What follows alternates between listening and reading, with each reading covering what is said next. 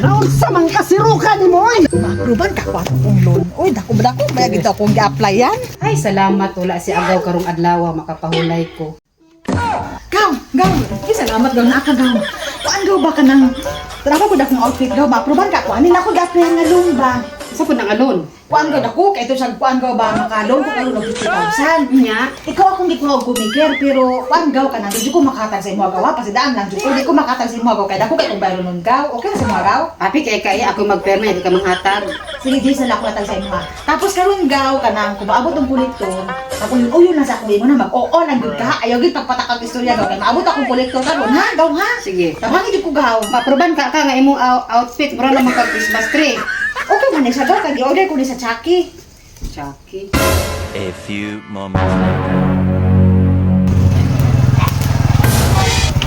Ayo.